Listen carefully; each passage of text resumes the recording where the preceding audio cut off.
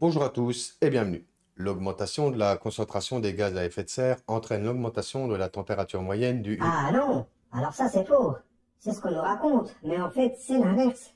C'est l'augmentation de la température qui provoque l'augmentation du CO2. Il suffit de regarder le climat dans le passé. Ah oui, ok, je vois de quoi tu parles. Mais as-tu pris en compte toutes les informations que nous avons du passé? Mais regarde les courbes, tu verras que la température monte et seulement après, le CO2 monte. Oui, oui, j'ai bien compris, Bob. Ce que je te demande, c'est si tu es sûr qu'il n'y a pas autre chose qui peut expliquer ça. Oui, non. Ouais. Allez, vas-y, c'est bon. Dis-moi ce que j'ai raté. Alors, cet argument est parfait pour vous parler d'un sophisme, et même de deux sophismes. Ici, le sophisme utilisé est celui du faux dilemme. Le faux dilemme consiste à prétendre qu'il n'y a que deux explications possibles à quelque chose, alors qu'il en existe d'autres. Cet argument suppose que soit c'est le CO2 qui fait augmenter la température, soit ce sont les températures qui font augmenter le CO2. Alors qu'il n'y a pas que le CO2 et la température.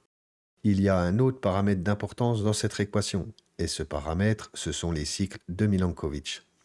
C'est pour cela que cette vidéo vient juste après celle qui parle de ces cycles.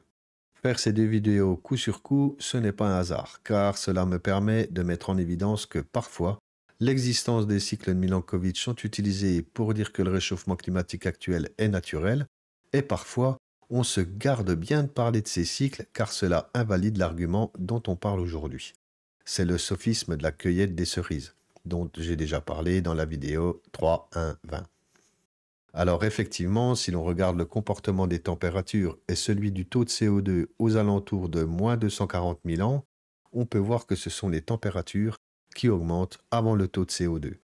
Cette observation laisse à penser que c'est l'augmentation de la température qui fait augmenter le CO2. Mais comme je vous le disais, il faut aussi prendre en compte les cycles de Milankovitch. Ce phénomène qui fait que la température augmente avant le CO2 est trop long à expliquer dans cette vidéo de format court. Mais je vous mets en source un lien qui explique tout cela. C'est la source numéro 3. Je pourrais évidemment le détailler ici, mais je tiens à ce format court. Car comme je le dis en message au début de vidéo, le plus important ce n'est pas la vidéo en elle-même, l'important c'est d'aller lire les sources.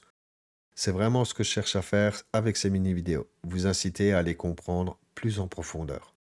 D'ailleurs, l'article que je vous mets en source répond à plusieurs autres arguments que l'on peut trouver dans un documentaire climato-sceptique nommé Climat, le film La vérité froide.